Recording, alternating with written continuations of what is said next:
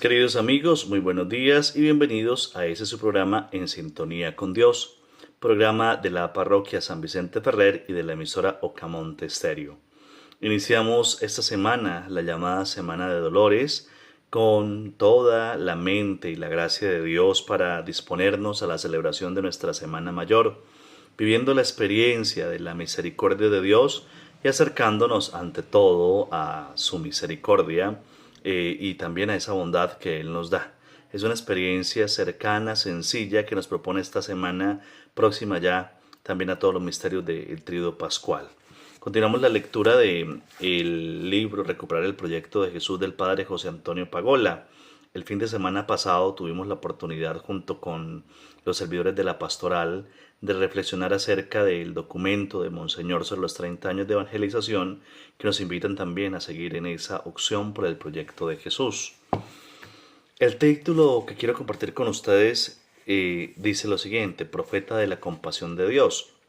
En el núcleo de esta experiencia del reino de Dios que vive Jesús como centro y principio dinamizador de su actividad, encontramos su pasión por Dios y su compasión por las víctimas. La compasión que anima toda su actuación profética no es sino expresión de su pasión por un Dios compasivo que pide justicia para sus hijos. Movido por la compasión de Dios, Jesús capta y vive la realidad insondable de Dios como bondad y compasión. Lo que define a Dios no es el poder, sino sus entrañas maternales de Padre. La compasión es el modo de ser de Dios, su manera de mirar al mundo y tratar las personas. El Padre lo vive todo desde la compasión. Esta es la experiencia de Dios que comunica Jesús en sus parábolas más conmovedoras. Es precisamente esa compasión de Dios la que atrae a Jesús hacia las víctimas, los que más sufren, los maltratados por la vida o por las injusticias de los poderosos. El Dios de la ley, el orden, el Dios del culto y los sacrificios, el Dios del sábado, jamás podría generar la actividad profética que caracteriza a Jesús. Es la compasión de Dios la que hace a Jesús tan sensible al sufrimiento de los inocentes y la humillación de los excluidos. Nada puede ofender más al Padre que hacer sufrir injustamente a sus hijos o tolerar ese sufrimiento con indiferencia. El profeta del reino no puede pasar de largo ante los que sufren. Alimenta al pueblo con su palabra porque siente compasión al verlos como ovejas sin pastor. Cura a los enfermos, leprosos y desquiciados, porque se le conmueven las entrañas. Es la compasión de Dios la fuerza que está en el origen y trasfondo de toda su actuación profética, imprimiendo fuego a sus palabras y ternura a sus gestos. Así vivirán también sus seguidores. Sean compasivos como su Padre es compasivo. Qué texto tan bonito que nos presenta el Padre Pagola en este día, movidos por la compasión de Dios.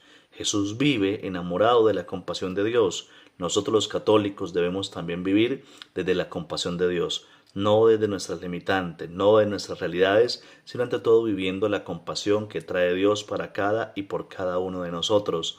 Qué bonito es sentir como Dios, qué bonito es ser de Dios. Cuando entendemos esa realidad, damos un paso para entender lo que Dios nos revela en cada momento de nuestra vida. La compasión profética de Jesús. Para captar mejor la compasión activa de Jesús al servicio del reino de Dios, vamos a apuntar 3 líneas de fuerza de su actuación profética. El Señor vive al Dios compasivo como amigo de la vida. Sufre al ver la distancia enorme que hay entre el sufrimiento de tanta gente desnutrida y enferma y la vida sana que Dios quiere para sus hijos. Él se siente profeta curador, lleno del Espíritu bueno de Dios para no condenar y destruir, sino para curar, liberar de espíritus malignos y potenciar la vida. Para Jesús, Dios es una presencia buena que bendice la vida y quiere la curación.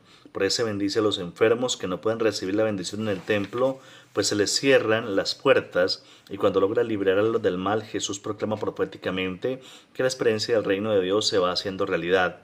Si yo expulso los demonios por el Espíritu de Dios, es que está llegando a ustedes el reino de Dios. La actuación de Jesús lo dice todo. Se abre camino al reino de Dios cuando se lucha contra el sufrimiento y el mal. Nunca presenta a Jesús esas curaciones como forma fácil de suprimir el sufrimiento en el mundo, sino como signo que indica la dirección en la que hemos de trabajar para construir el reino de Dios. Por eso pone en marcha un proceso de sanación no solo individual, sino también social. Su rebeldía frente a tantos comportamientos patológicos de raíz religiosa, legalismo, hipocresía, rigorismo, culto vacío de solidaridad, sus esfuerzos por crear una convivencia más justa y digna para todos, su voluntad de liberar a la mujer del dominio posesivo del varón, su ofrecimiento de perdón gratuito a gentes hundidas en el desprecio social y la ruptura interior, su empeño en liberar a todos del miedo de vivir desde la confianza absoluta en el Padre, son otras tantas formas de encaminar a la sociedad hacia una vida más digna y saludable. Jesús experimenta también el Dios compasivo como el Dios de los últimos, los empobrecidos, los poderosos y los olvidados por la religión. Jesús sufre al ver que nadie les hace justicia. Él se siente profeta defensor de los pobres. Su primer gesto profético es compartir su suerte. La vida pobre e itinerante de Jesús y sus seguidores no es austeridad, es su forma de compartir la indefensión, la vulnerabilidad y los riesgos que padecen tantos desgraciados. Jesús, profeta pobre de Dios, vive entre los pobres, conoce su hambre y sus lágrimas, estrecha con su pecho a los niños de la calle y sufre con todos ellos. Así habrán de vivir también sus seguidores, compartiendo la suerte de los últimos y defendiendo su causa. Al mismo tiempo comienza a hablar con un lenguaje provocativo. La compasión de Dios está pidiendo que se haga justicia a sus hijos más débiles. Ellos son los primeros que hagan la experiencia del reino de Dios. Jesús lanza sus gritos proféticos por toda Galilea. Se encuentra con familias que no han podido defender sus tierras ante los abusos de los terratenientes y grita: dichosos los que no tienen nada. Pro Joy, porque el bodo de vosotros es el reino de Dios. Observa la desnutrición de aquella mujer en niños y les asegura: dichosos los que ahora tienen hambre, porque serán saciados. Ve llorar de impotencia a los campesinos cuando los recaudadores se llevan lo mejor de sus cosechas y le dice: dichosos los que lloran, porque van a reír. Jesús habla con toda convicción. Esta afirmación es centro de su mensaje profético del reino. Los que no interesan a nadie interesan a Dios. Los que sobran en el imperio son constituidos por los hombres, tienen lugar privilegiado en el corazón. Los que no tienen una religión que los defienda, lo tienen como Padre. Si el reino de Dios es acogido, el mundo irá cambiando para bien de los últimos. Este es el mensaje de Jesús, y no significa ahora mismo el final del hambre y la miseria, pero sí una dignidad indestructible para todas las víctimas. Son los predilectos de Dios y eso da dignidad, una seriedad absoluta. En ninguna parte se construirá la vida tal como la quiere Dios, sino es liberando a los pobres de su miseria. Ninguna religión será bendecida por Dios si no busca la justicia para ellos. Esto busca el reino de Dios, poner a las religiones y los pueblos, a las culturas y las políticas mirando hacia los últimos y trabajando por su dignidad. El texto es claro. Jesús con los pobres, Jesús un pobre entre los pobres, entre la miseria, entre los que sufren. Queridos hermanos, para esta semana recordemos cada uno de los compromisos. Desde ya los estoy invitando al Via Crucis el próximo viernes a las 5 de la tarde desde el hospital, pero también a la caminata hasta el Cerro de la Jabonera el próximo sábado sobre las 5 de la mañana. Recordemos también, el próximo domingo, Domingo de Ramos, tendremos las celebraciones propias del día, 8, 10 y 6 de la tarde. A las 10 tendremos también a 9 y media la procesión desde el cementerio para celebrar la Eucaristía de 10.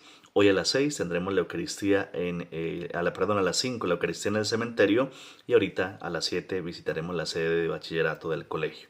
Que Dios los bendiga, les conceda un buen día y mucha salud en el nombre del Padre, del Hijo y del Espíritu Santo. Amén.